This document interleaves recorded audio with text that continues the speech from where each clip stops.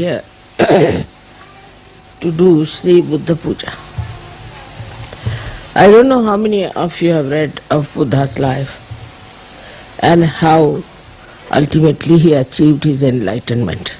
I don't know how many of you have really seen the Buddhists or have met them, those who call themselves Buddhist. As in every religion, all of them got lost into some sort of a fundamentalism, because none of them got realization, and that's why everybody established their own style of religion. Even you can say that Tao of Lao Tse also, or Zen of Viditama, all of them are offshoots of the same.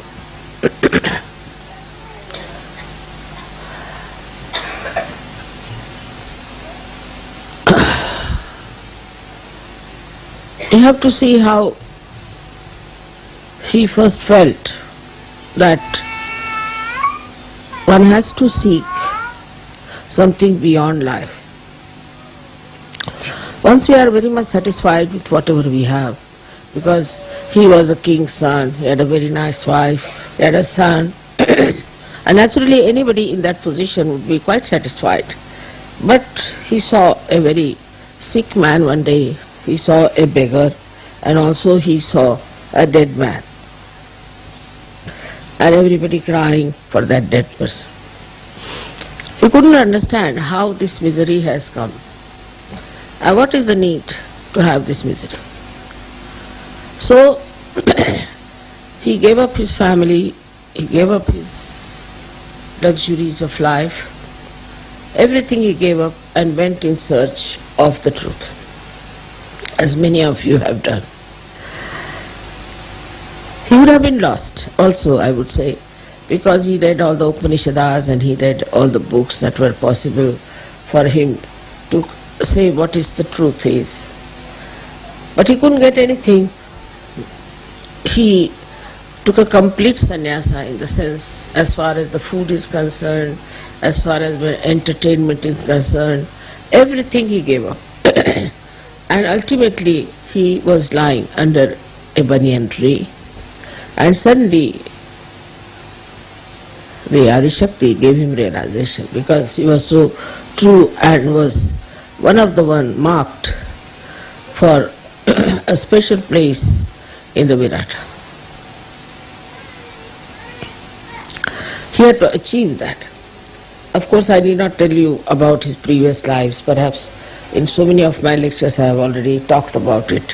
What was his previous life and how he achieved his own enlightenment about himself. But what we have to see from his life is that he discovered and he found out that want is the reason, the desire is the reason of all the miseries. But he didn't know what was the real want, what was the pure want, what was the pure desire. And that's how he could not explain to people that they have to take to their awakening through their Kundalini. As he had followed such a ascetic life, that became the code for the Buddhist. The other day I was reading about Buddha when I was in Thailand, and I was surprised that the bhikkhus, the bhikkhu is actually Sanskrit, it means bhukshuk, is the one who asks for alms, or a beggar we can call it, but religious beggar. So he used to carry thousands of people with him, at least minimum of 1,000, bare feet, without any provision for food, without any arrangements for stay, nothing. And they were supposed to shave off their heads completely. No moustaches, no hair on the body at all. Moreover, they were supposed to wear only one dress. One long dress they had to tie up like this and cover themselves. Whether it was cold, season or it was a warm season, whatever it was, they were not allowed to sing or to dance or to entertain themselves by anything. And food was just collected from the village, whatever they visited, whatever they got, very minimum, whatever they got, it was cooked for them, and they would offer their guru first and then eat that food. Imagine 1,000 people going like that, bare feet, in the scorching heat or in the mud or in rain. In all seasons they used to walk, giving up all their family relationships. Even if the husband and wife, both of them joined the Sangha, then they were not supposed to live like husband and wife. So to give up all other physical bonds, mental bonds, emotional bonds, was the way they tried to follow, because he said the bond creates it. But if you see the Buddhists, they do all these things. You'll be amazed, even if he's a king, he does that. And many kings who joined at that time, one of them was Ashok from India. He dressed up like that, he became like that, he started traveling in the same manner and tried to lead a complete ascetic life. Very difficult life it was, and they thought that by doing all that they will achieve their realization. They say that two of his disciples did achieve. Their names are Moggallana and Sariputta. These two people got their realization. But the whole thing was absolutely a life dry and insipid. Had no fun in it. No children were allowed, no family life was allowed. So it became a very secluded, very harsh, I can say very dry life. Though it was called as a Sangha, means the collectivity. But in that collectivity, there was no report as such, because they were not supposed to talk too much. They were not supposed to discuss anything about, say, politics or economics or anything. Only they could talk about meditation of achieving the highest life. So you can imagine what sort of life they had to lead to become enlightened. And that idea continued in so many religions. Especially it then started making people take away the money of the householders by saying that you have to give up everything. Of course, at the time of Buddha also they had to give up everything and join the Sangha. But here it was a genuine effort of Buddha to take them to enlightenment, to make them people who were knowledgeable about absolute realities. But it did not happen. And that is the reason why we find that Buddhists have gone into different types of funny Buddhism. For example, now we have some Buddhism, say in Japan, where it was not allowed to kill any animal. So they said, all right, we are not killing any animal, but we can eat killed animals. They found out a solution out of that.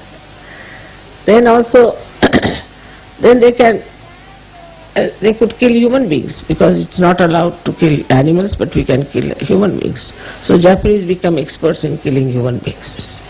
How people find out loopholes, you can see this very clearly. Then the second type of Buddhism came, where this Lao Tse taught. 31వ తారీఖు మే 1992లో జరిగిన పూజ అండి ఇది. దానికి తెలుగు అనువాదం ఇలా ఉంది.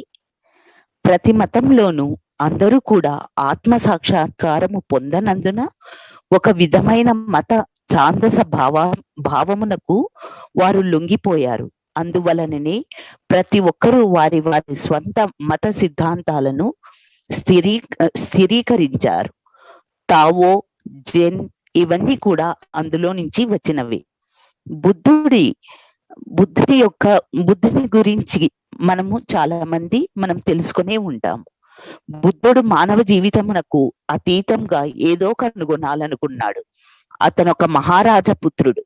అందమైన భార్య, ఒక మగపిల్లవానిని కలిగి ఉన్న అతని జీవితము నిండైనది. సహజంగా ఎవరైనా అటువంటి స్థితిలో ఆనందంగా ఉంటారు. ఒక రోజున అతను ఒక బిచ్చగానిని, రోగిష్టిని, శవమును చూడడం జరిగింది. ఈ కష్టాలు అంటే దుఃఖాలు ఎలా సంభవించాయో అతనికి బోధపడలేదు. ఈ దుఃఖాలు కలగటానికి కారణం ఏమిటని ఆలోచించాడు. అతను తన యొక్క సర్వభోగ భాగ్యాలు, భార్యాపుత్రులను, సంసారంను త్యజించి మీలో చాలా మంది చేసినట్లుగానే అతను సత్యాన్వేషణకై బయలుదేరాడు. అతను ఉపనిషత్తులు వగైరా అనేక గ్రంథములు సత్యాన్వేషి అయి చదివాడు. కానీ అతనికి అందులో జవాబు దొరకలేదు. పూర్తి సన్యాసిగా మారి సర్వం త్యజించాడు. చివరకు ఆహారము కూడా. ఆఖరికి తను ఒక బోధి వృక్షము అంటే మర్రి చెట్టు కింద పడుకొని ఉండగా ఆదిశక్తి అతనికి ఆత్మ సాక్షాత్కారం కలగజేసింది. కారణం, అతనికి విరాటులోని ఒక ప్రత్యేకమైన స్థానం ఉంది. దానిని అతడు పొందగలిగాడు. కోర్కెలే అన్ని అనర్థాలకు కారణమని ఆయన కనిపెట్టాడని అతని జీవితం నుంచి మనకు అర్థమవుతుంది. శుద్ధ ఇచ్చ అంటే అతనికి తెలియదు. అందువలననే అతను కుండలిని ద్వారా ప్రజలు జాగృతి చెందాలనేది వారికి వివరించలేకపోయాడు. ఆయన అనుసరించిన ధార్మిక జీవనము బౌద్ధ మతస్థులందరికీ ఆచరణీయమైనది. తిండి, ఉండటానికి వసతి ఏమీ లేకుండా కనీసం 1000 మంది శిష్యులు పాదచారులై అతని వెనక ఉండేవారు. వారందరూ ఎప్పుడూ శిరోముండనముతో ఉండాలి. చలి, ఎండ, వాన వంటి అన్ని కాలంలోనూ ఒకే రకమైన దుస్తులు ధరించేవారు. ఏ పద్ధతిలో కాని వారు పాడటం, ఆడటం లేక మరే విధమైన వినోదాలు నిషిద్ధం. ఊర్లను సందర్శించినప్పుడు భిక్షాటనము ద్వారా తిండి సంపాదించుకునేవారు. గురువునకు ముందుగా ఆహారము ఇచ్చి తర్వాత తాము భుజించేవారు. వాన వరదల్లోనూ మండుటెండల్లోనూ పాదరక్షలు వగైరా లేకుండా తిరుగుతూ ఉండేవారు. కుటుంబ సంబంధ బాంధవ్యాలన్నింటినీ వారు త్యజించారు. బౌద్ధ సంఘంలో భర్తలిద్దరూ చేరితే వారికి తాము దంపతులం అనే విషయం మర్చిపోవాలి. ప్రతి ఒక్కరూ తమ యొక్క భౌతిక, మానసిక, భావోద్వేగ భరిత కోర్కెలను స్వస్తి చెప్పాలి. బౌద్ధ మతస్థులు రాజులైనా కూడా ఇవన్నీ పాటించేవారని వారి యొక్క జీవితంలో మీరు గమనిస్తే మీకు తెలుస్తుంది. అటువంటి వారిలో అశోకుడు ఒకడు. పూర్తి ధార్మిక జీవితమును అతడు గడప ప్రయత్నించాడు. కానీ అటువంటి జీవితము చాలా కష్టతరమైనది. నియమములను పాటించడం వలన ఆత్మ సాక్షాత్కారము పొందవచ్చని వారు తలిచారు. బుద్ధుని యొక్క శిష్యులలో 2 ఆత్మ సాక్షాత్కారం పొందారు. కానీ వారి జీవితం అంతా నిస్సారమై దుర్భరముగాను నిరుత్సాహముగాను ఉండేది. అందులో సంతోషం లేదు. సంతానము పొందుటకు అనుమతి లేదు. సంసార జీవితం నిషిద్ధం. బుద్ధుడు ఉన్న కాలంలో కూడా ప్రజలు తమ సర్వస్వాన్ని త్యజించాలని చెప్పేవారు. కానీ ఇది వారిలో ఆత్మ సాక్షాత్కారం కలిగించుటకై బుద్ధుడు చేసిన యథార్థమైన ప్రయత్నం.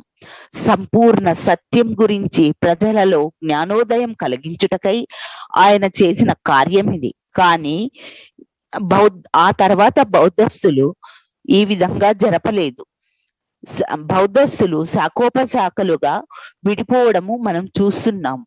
అది కూడా కాకుండా ఆ తర్వాత వచ్చిన బౌద్ధస్తులు ఈ విధమైన నియమాలు పెట్టి వారి దగ్గర ఉన్న డబ్బు, ఆస్తులు అవన్నిటి కూడా త్యజింపజేశారు. ఒక రకమైన తెగ లావోత్సే అనే ఒక రకమైన తెగ బౌద్ధ మతంలో ఉంది. తావో గురించి బోధించినప్పుడు పుట్టినదే తావో అంటే. తావో అంటే కుండలిని, కానీ అతను దేని గురించి, ఆ తావో యొక్క గురువు ఏమిటి గురించి చెబుతున్నాడో కూడా ప్రజలకు అర్థం అవ్వలేదు. కష్టతరమైన అటువంటి బౌద్ధ మతం గురించి వారు మళ్లించే ప్రయత్నము అతను తావో గురించి తాను స్వయంగా గీసిన చిత్రములలో చూప ప్రయత్నించాడు. ఎంత చేసినా ఎందవల్లనో అది సరిగ్గా ప్రజలలో వేళ్ళూనలేకపోయింది. జపానులో జెన్ పద్ధతి కుండలినితో మిశ్రమై మొదలైంది.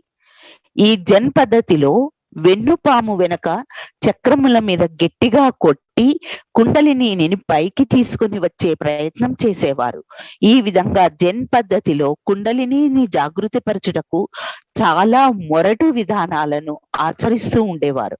అది ఎంతవరకు వెళ్ళిందంటే, దీని వలన నడుము విరిగిన వ్యక్తులను నేను కలుసుకున్నాను. అంటే శ్రీ మాతాజీ గారు కలుసుకున్నారు.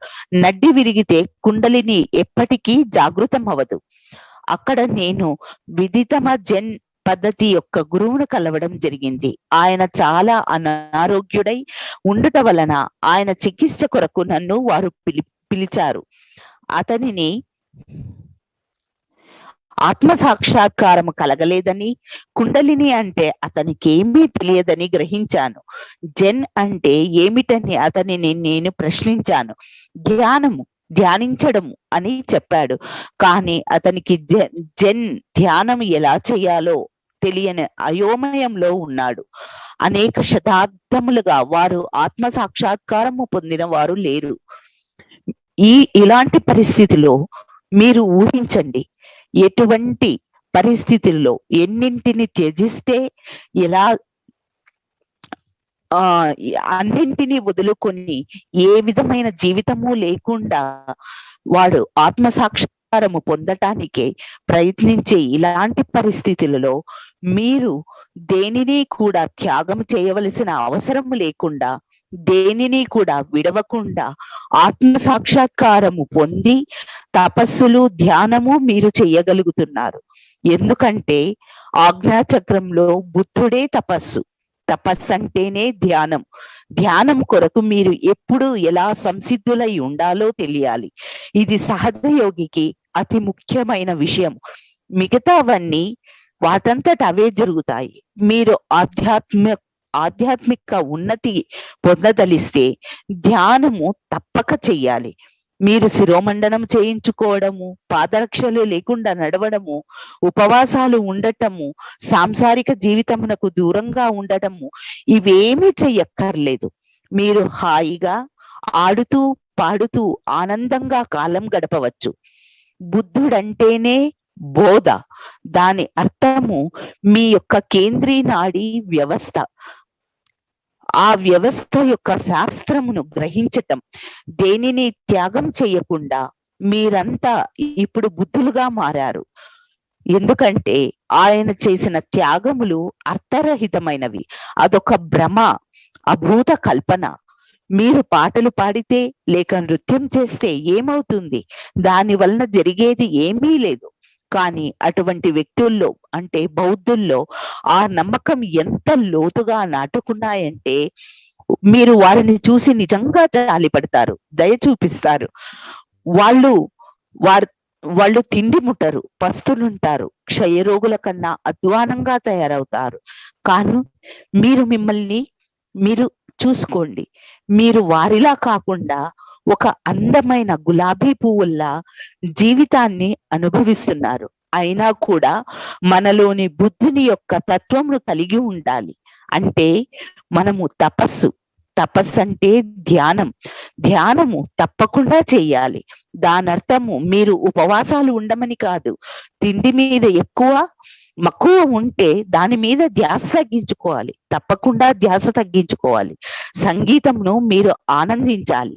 అది మీ యొక్క విముక్తికి, జాగృతి పొందటానికి, ఆధ్యాత్మిక ఉన్నతికి దోహదపడుతుంది. కట్టుబాట్లలో చిక్కుకొని ఆత్మ అంటే ఏమిటో ప్రజలకు అర్థం అవ్వట్లేదు. ఆత్మ అనగా భగవంతుని ప్రేమ. ఆత్మ అనగా భగవంతుని ప్రేమ. ఈ ప్రేమ అవధులు లేని స్వేచ్ఛాపూరితమైనది. ఇప్పటికీ కూడా ఇంకా మనలో అనేకమైన కట్టుబాట్లు ఉన్నాయి. ఆ ఒక్క కట్టుబాట్ల నుండి మనము బయటపడాలి. మీ కుండలిని జాగృతి పరచుకోవడం ఎలాగో మీరు తెలుసుకొని ఎల్లప్పుడూ దైవశక్తితో అనుసంధానింపబడి నిర్విచార స్థితిలో ఉండి మీలో మీరు లోతుగా ఎదగడం సాధించాలి.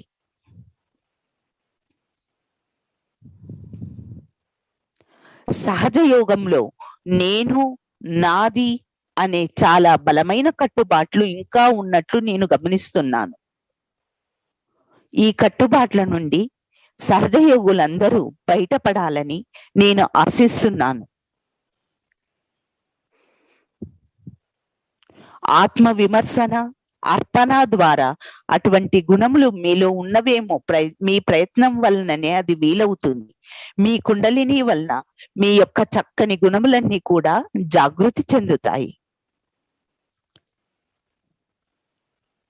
ఈ విధముగా శ్రీ మాతాజీ గారు మనకు బుద్ధుని గురించి, మన ఆత్మ సాక్షాత్కారం యొక్క విలువ గురించి, ఎలాంటి కష్ట పరిస్థితుల్లో కూడా సాధించలేని ఆత్మ సాక్షాత్కారం అనే దాన్ని అతి సులభంగా, అత్యంత విలువాపూరితమైన ఆత్మ సాక్షాత్కారాన్ని మనందరికీ శ్రీ మాతాజీ గారు ప్రసాదించారు. ఆ ఒక్క ఆత్మ సాక్షాత్కారాన్ని మనమందరము ధ్యానము అనే తపస్సు ద్వారా దాన్ని సఫలీకృతం చేసుకుందామని శ్రీ మాతాజీ గారి పాదపద్మముల యందు మన సంపూర్ణమైన మన ఈ శుద్ధ ఇచ్చను మనమందరము సమర్పించుకుందాము. చాలా కాలం క్రిందటే మనిషి తెలుసుకొని ఉండవలసిన అతి విలువైన విషయములలో సహజ యోగా ఒకటి. అది భగవంతుని గురించి చెప్పటం లేక భగవంతుడు మీలోనే ఉన్నాడని మాత్రమే చెప్పడం లేదు, దాని యొక్క అమోఘమైన ఫలితం గురించి కూడా చెబుతుంది. మీకు ఏ విజ్ఞాన శాస్త్రంతోనూ పని లేదు. మీకేదైనా సమస్య ఉంటే బంధని ఇవ్వండి, అది అంత తేలిక. విజ్ఞాన శాస్త్రం వలన చేయగలిగినదంతా సహజయోగం ద్వారా మీరు చేయవచ్చును. మనము కంప్యూటర్లము కూడా. అందుకు కావలసినది మీరు మీ యొక్క లోతుని అభివృద్ధి పరచుకోవడమే. ఇప్పుడు మీరు సక్రమమైన మార్గంలో ఉన్నారు. మీరు ఆత్మగౌరవంను కలిగి మీరు సహజ యోగులమని అర్థం చేసుకోవాలి. అటువంటి స్థితిని మీరు చేరుకొని విజ్ఞాన శాస్త్రం వలన సాధింపబడేదంతా పరిపూర్ణంగా మీరు చేయగలుగుతారు. కొంతమంది నా దగ్గరకు వచ్చి, అమ్మా, మా యొక్క హృదయ ద్వారాలను తెరవలేకపోతున్నాము అని అంటారు. మీలో వాత్సల్యం లేదా? ఒక్కొక్కసారి కొంతమందిలో కుక్కల మీద, పిల్లల మీద, పిల్లుల మీద ఉన్న విశాల హృదయము తమ సంతానము ఎడల వారికి లేకపోవడం నేను గమనించాను. కాంతిని ప్రసరిస్తున్న ఆత్మ యొక్క స్థానము హృదయము. ప్రేమతో నిండిన వ్యక్తి యొక్క కాంతిని దర్శించే ప్రదేశం అది. మీరందుకు భిన్నంగా ఉన్నారంటే దానికి కారణం మీ యొక్క అహంకారము, మీలో లోపించిన ఆత్మగౌరవం. బుద్ధుడు అహంకారమును సంహరించేవాడు. అతను మీ యొక్క పింగళా నాడిపై చలిస్తూ శిరస్సు ఎడమ వైపున స్థిరపడతాడు. అతను మీ యొక్క అహంకారమును నియంత్రించేవాడు. మీ యొక్క కుడిపార్శ్వంలోని లోపమును భర్తీ చేస్తాడు. కుడిపార్శ్వపు వ్యక్తి ఎన్నడూ నవ్వడు, మొహంలో చిరునవ్వు కూడా ఉండదు. కానీ బుద్ధుడు లావుగాను నవ్వు ముఖంతోనూ ఉన్నట్లుగాను చిత్రీకరించబడ్డాడు. అంటే అతను నవ్వుతూ కుడిపార్శ్వంను నియంత్రిస్తున్నాడన్నమాట. అతను తనలో తాను తమాషా చేసుకుంటూ ప్రతి నాటకమును గమనిస్తుంటాడు. ఆత్మ సాక్షాత్కారము ద్వారా మీరు పొందిన చైతన్యంతో అందులోని అంటే కుడిపార్శ్వపు వ్యక్తిలోని మూర్ఖత్వంను చూసి ఆనందించండి. మీ యొక్క స్పందన మీ చిత్తము మీద ఆధారపడి ఉంటుంది. అది ఏదైనా దైవ సంబంధమైనదైతే మీ చిత్తము నిశ్చలంగా ఉంటుంది. కానీ అది మూర్ఖత్వంతోనో హాస్యాస్పదంగానో ఉంటే అందులో ఉన్న అసలు సంగతి మీకు అవగతమవుతుంది. అటువంటి చిత్తము కలిగిన మీరు ప్రతి విషయంలోని సారమును వాస్తవమునకు ఏదైనా సంబంధము ఉన్నదా అని చూడండి. సత్యంతో పోలిస్తే అవన్నీ కూడా మూర్ఖత్వం అని తెలుస్తుంది. పిల్లలు కొంత వయసు వచ్చే వరకు దానిని చాలా సులభంగా గుర్తించగలుగుతారు. మీ యొక్క ఆత్మజ్ఞానము పొందిన చిత్తమును బట్టి మీ యొక్క స్పందన ఉంటుంది. ఆత్మజ్ఞానము పొందిన చిత్తము ఒక విధంగా స్పందిస్తే అందుకు భిన్నంగా మూర్ఖత్వముతో కూడిన చిత్తము స్పందిస్తుంది. ప్రతి వారు వారి యొక్క స్పందనను సరిచూసుకోవాలి. ప్రతిరోజు ఉదయం మననం చేసుకోవలసిన విషయం గురించి బుద్ధుడు సూచించాడు. మొదటిది బుద్ధం శరణం గచ్చామి అంటే నేను జాగృతి చెందిన చిత్తమునకు శరణాగతుడనై ఉంటాను. రెండవది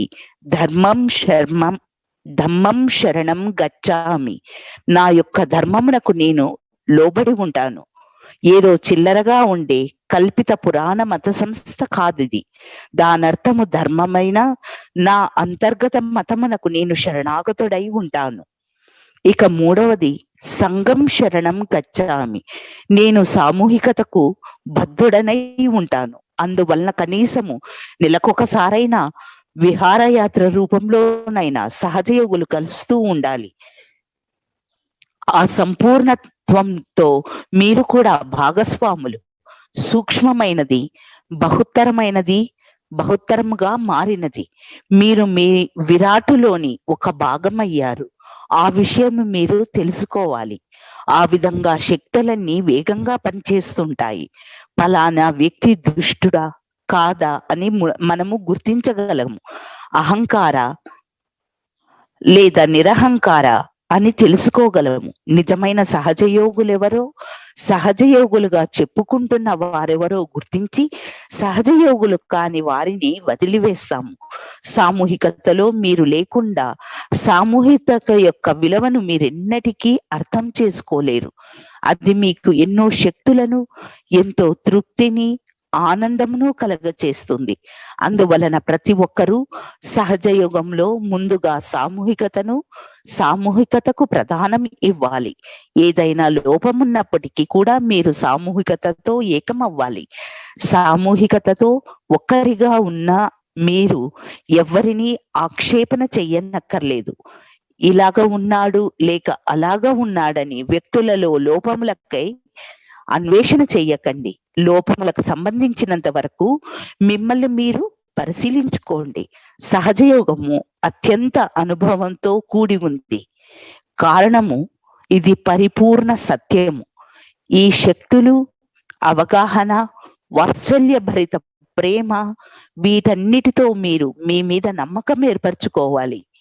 సర్వకాలముల యందు మీ యొక్క రక్షణ, మార్గదర్శకత్వము, పోషణ, పెంపకము, సహాయము ఇత్యాదులను సర్వవ్యాపకమైన దైవశక్తి మూలంగా పొందుతూ అభివృద్ధి చెందుతున్నారని తెలుసుకోండి. భగవంతుడు మిమ్మలను కాపాడు కాక అని శ్రీ మాతాజీ మనల్ని అందరినీ ఆశీర్వదిస్తున్నారండి.